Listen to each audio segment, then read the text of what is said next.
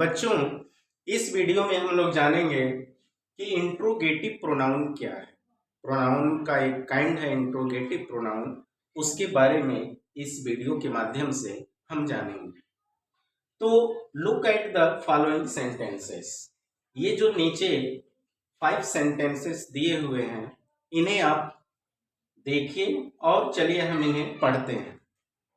पहला सेंटेंस है who are you, तुम कौन हो। Whom do you like most, तुम किसे सबसे ज्यादा पसंद करते हो।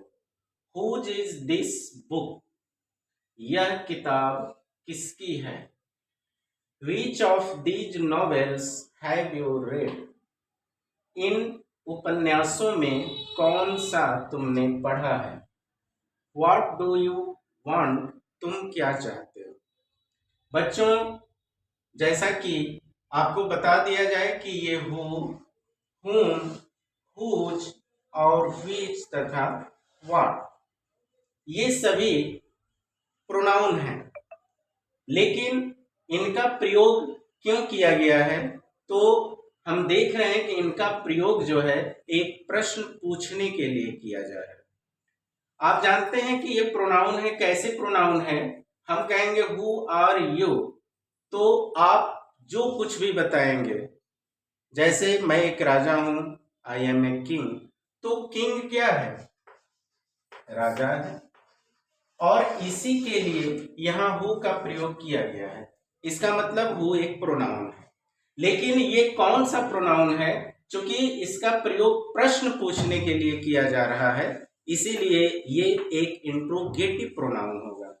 और हम इसे डिफाइन करेंगे इंट्रोगेटिव प्रोनाउन को, a pronoun which is used to ask a question, एक प्रोनाउन जिसका प्रयोग एक प्रश्न पूछने के लिए किया जाता है, is called an interrogative pronoun, वह एक इंट्रोगेटिव प्रोनाउन कहलाता है।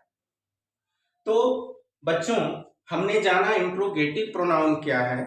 तो इंट्रोगेटिव प्रोनाउन वह प्रोनाउन है जिसके द्वारा एक प्रश्न पूछा जाता है।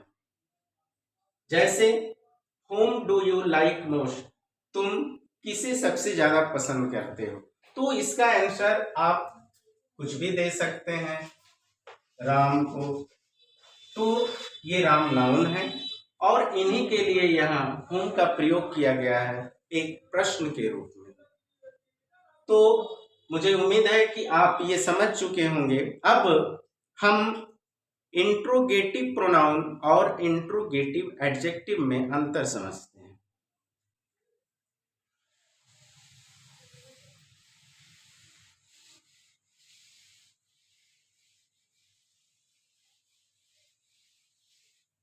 बच्चों, यदि ये जो क्वेश्चन वर्ड हैं, who, whom, whose, what, which, इनका प्रयोग यदि अकेले किया जाए, अकेले का मतलब कि इनके साथ कोई नाउन न रहे, तो ये इंट्रोगेटिव प्रोनाउन होते हैं। लेकिन अगर इनके ठीक बाद यदि हम नाउन का प्रयोग कर देते हैं, तो इंट्रोगेटिव प्रोनाउन न होकर इंट्रोगेटिव एडजेक्टिव बन जाता है। जैसे यहां हमने एक सेंटेंस लिया है, whose is this book। अब हम एक और सेंटेंस लिखते हैं, whose book is this,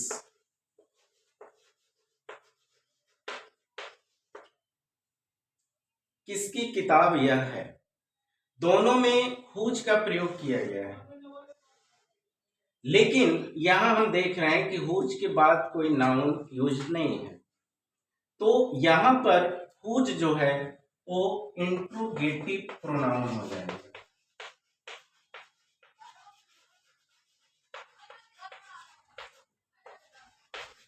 क्या हो जाएगा, इंट्रोगेटिव प्रोनाउन। लेकिन हम यहां देख रहे हैं कि whose के बाद बुक का प्रयोग किया गया है, एक नाउन का प्रयोग किया गया है, और ये whose जो है इस नाउन को क्वालिफाई कर रहा है, इसलिए यहां पर whose इंट्रोगेटिव प्रोनाउन न होकर इंट्रोगेटिव एडजेक्टिव बन जाएगा।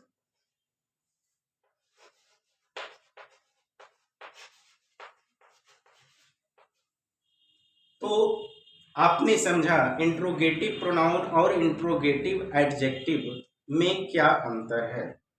यदि ठीक बाद नाउन का प्रयोग हो जाए तो इंट्रोगेटिव एडजेक्टिव, और नाउन का प्रयोग उसके बाद न हो तो इंट्रोगेटिव प्रोनाउन होता है। और भी एक चीज बता दिया जाए, इसमें हु, हुज और हूं, इनका प्रयोग पर्सन्स के लिए होता है, व्यक्तियों के लिए होता है, जबकि व्हिच का प्रयोग पर्सन्स और थिंग्स दोनों के लिए होता है, तथा व्हाट का प्रयोग निर्जीव और व्यवसाय के लिए होता है। तो हमने यह जाना कि इंट्रोगेटिव प्रोनाउन कौन कौन है और इंट्रोगेटिव प्रोनाउन होता क्या है। तो मुझे उम्मीद है कि आप इस वीडियो के माध्यम से इंट्रोगेटिव प्रोनाउन को अच्छी तरह से समझ लिए।